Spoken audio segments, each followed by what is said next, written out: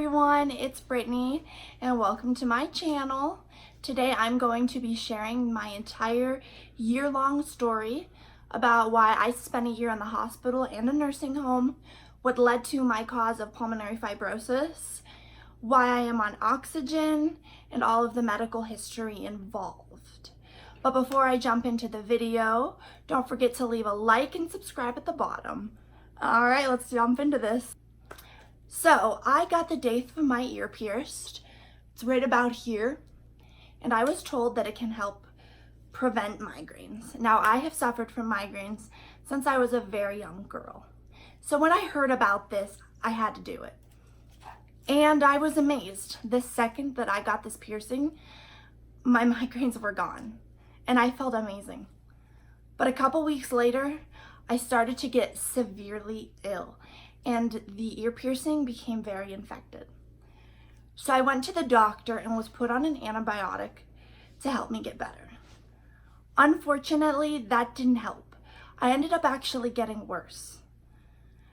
And then the infection led to a middle ear infection, and then my eardrum ended up perforating.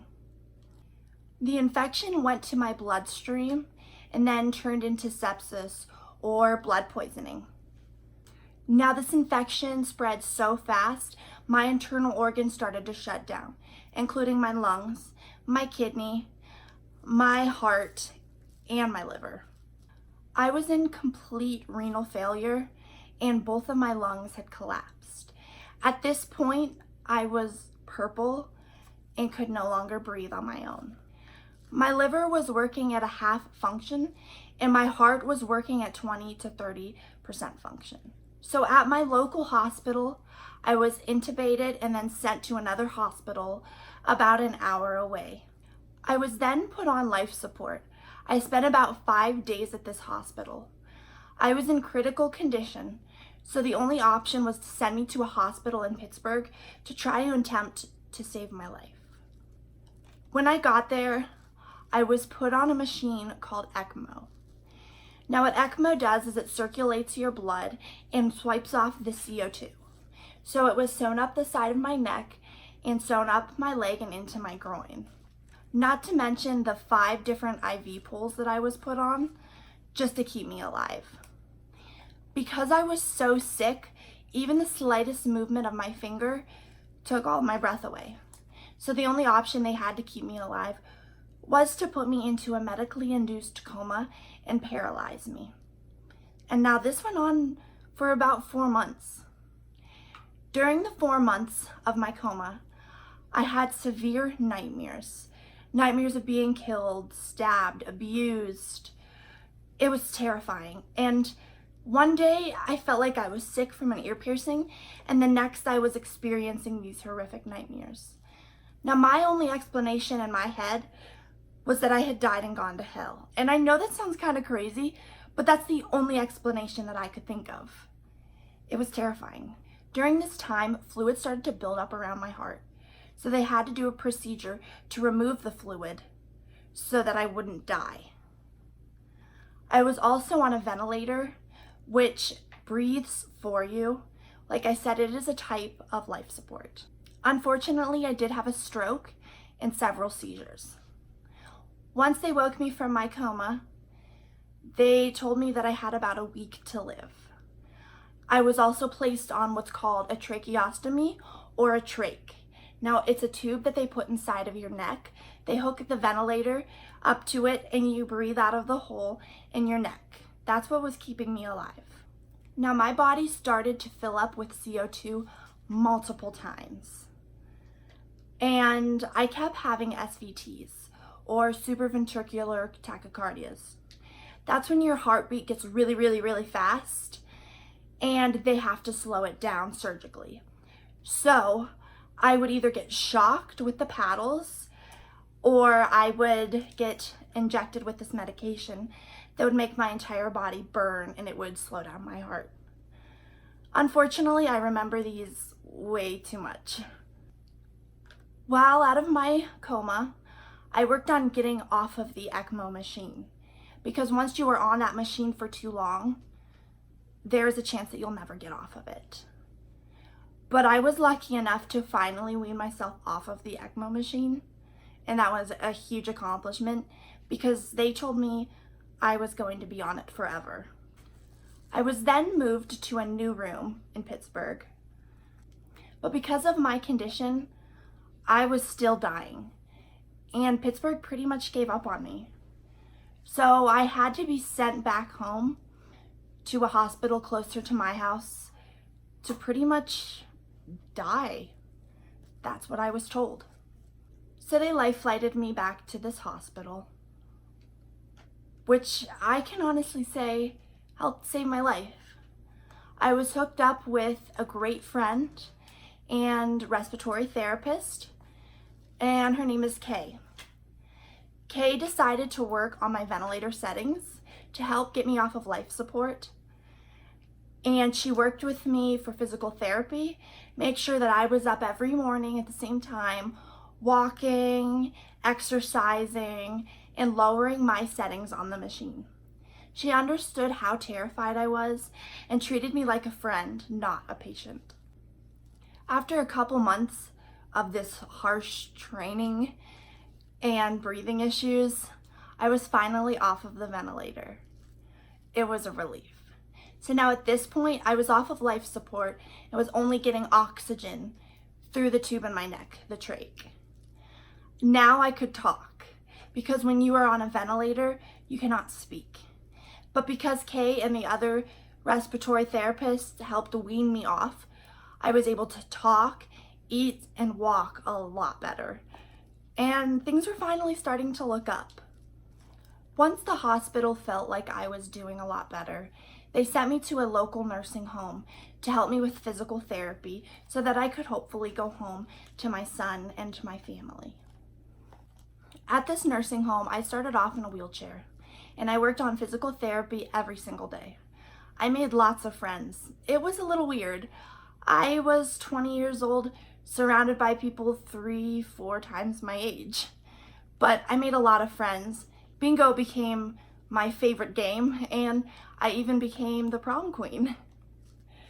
It wasn't as bad as it sounds, but it definitely was terrifying. I eventually graduated from the wheelchair to the walker.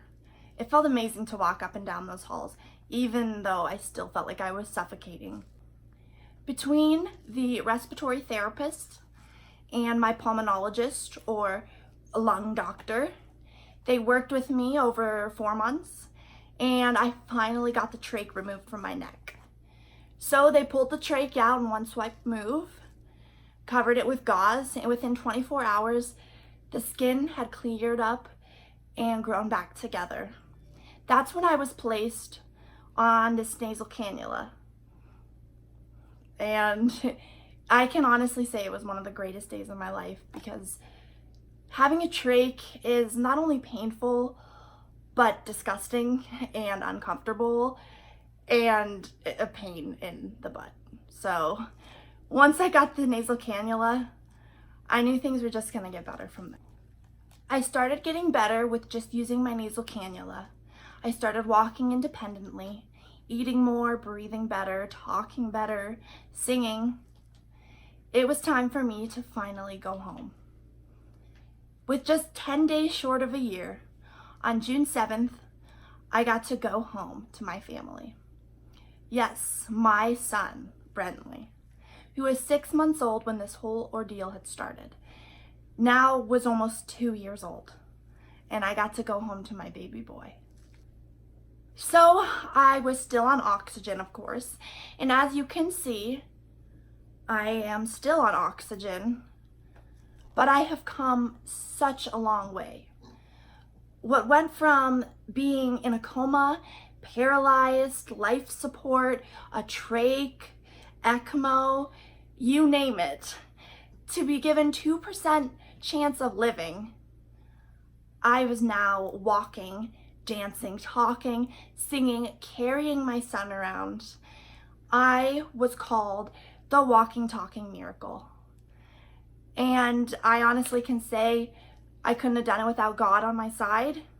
You know, I had a lot of people, not just all over America, but all over the world, praying for me And I believe that prayer is an amazing thing. And then another thing that really helped me through was my son. Having Brentley Daniel by my side, video chatting with him, the pictures, the memories, I knew that I had to live for that boy. I am a single mom. I was raising him alone. I am still raising him. And his dad left him when he was born, and I was going to be damned if his mother left him too. So I fought for that young boy, and I fought for myself. I'm now 21 years old. My son is now 2. I am on oxygen still, but I'm living life to the greatest, and there's some big things coming up. So stay tuned for more videos. I'm sure I'm missing like a ton of details because, like I said, this was an entire year. But I do have my story on Facebook. I will leave the link in the description below. You can go and check it out, share it. There's pictures, videos. It goes more in depth with details. So go and check it out. Maybe I'll leave some links to pictures, etc. If you guys have any video requests, any questions, I'll do videos of like the update, the after, anything that you guys are interested in, just let me know. I am up for anything, and I just want to tell my story, encourage others, help others, spread the word, and just let other people know that pulmonary fibrosis is such a severe disease. And with everything that I had gone through, that is what I was diagnosed with, is pulmonary fibrosis. Pulmonary fibrosis is scarring of the lungs. So a normal person's lungs expand like this, but mine are full of scarring, so they do little puffs. And my heart works overtime to make me breathe. So I always get chest pain, and I overexert myself, and I feel like I'm suffocating. So that is what I currently have. I have pulmonary fibrosis, and there is no cure. The only cure would be to get new lungs and replace the lungs that I have and get new lungs that are not fibrotic. So yeah, that's my story, summed up to the best of my abilities. I could probably talk about it for hours, but I am trying to make it as short and sweet as I can. So I'll see you guys later. Lots of love, XOXO. Bye.